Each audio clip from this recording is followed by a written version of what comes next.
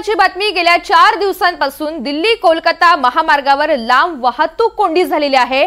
Truck चालकांना भूक आणि तहान लागलेली आहे। राष्ट्रीय महामार्गावर 40 किलोमीटर पर्यंत वाहतूक कोंडी निर्माण झालेली आहे।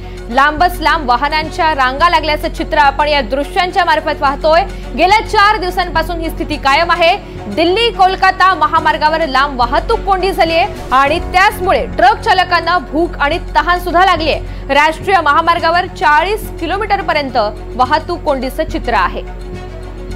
अनेक पर्यटकांच्या गाड्या सुद्धा यामध्ये असल्याची माहिती मिळते। अधिकची माहिती जाणून घ्यात आमच्या प्रतिनिधी राजश्री वाघमारे आपल्या सोबत आहेत। राजश्री, या वाहतूक कोंडीचं नेमकं कारण काय आणि सध्या काय उपाययोजना केल्या जात आहेत?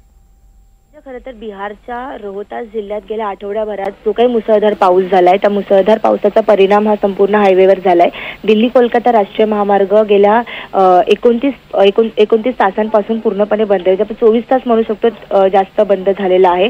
जवळपास 19 महामार्ग आहेत जे कनेक्ट करतात एकमेकांना, ते बंद आहेत आणि गेल्या 4 दिवसांपासून इथे अनेक शेकडो वाहनं इथे अडकलेली आहेत, ज्यामध्ये ट्रक असेल, बस, कार आणि मोटरसायकल आहेत, ज्या सगळ्या एका रांगेत आपल्याला पाहायला मिळत आहेत। काही तासांपूर्वी हा आकडा 40 किलोमीटर पर्यंत होता, मात्र आता जर आपण सध्याची कंडिशन बघितली तर सध्या हे 65 किलोमीटर पेक्षा जास्त ही वाहतूक कोंडी आहे जी निर्माण झालेली आहे। या काळात काही लोकांनी अगदी आपण म्हटलं की 24 तासांपेक्षा हे प्रमाण वाढलंय। त्यामुळे काही जण 4 दिवसांपासून आहेत तर काही जण अनेक आपण म्हणून 3 दिवस झाले इकडे आहेत।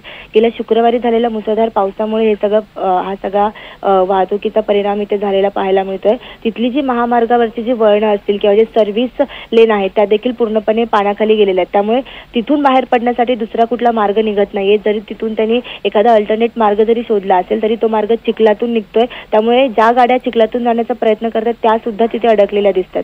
त्यामुळे आता सध्या तरी ज्या रेस्क्यू टीम्स असतील त्यांना सुद्धा तिथे पोहोचणं अवघड होते, कारण ट्रॅफिक जाम असल्यामुळे। त्यामुळे सध्या तरी ज्या छोट्या मोठ्या गाड्या तिथून बाहेर काढता येतील ते प्रयत्न सुरू आहेत, कारण गेल्या 30 तासामध्ये फक्त 7 किलोमीटर पर्यंत ट्रॅफिक हळूहळू पुढे गेलेलं आहे।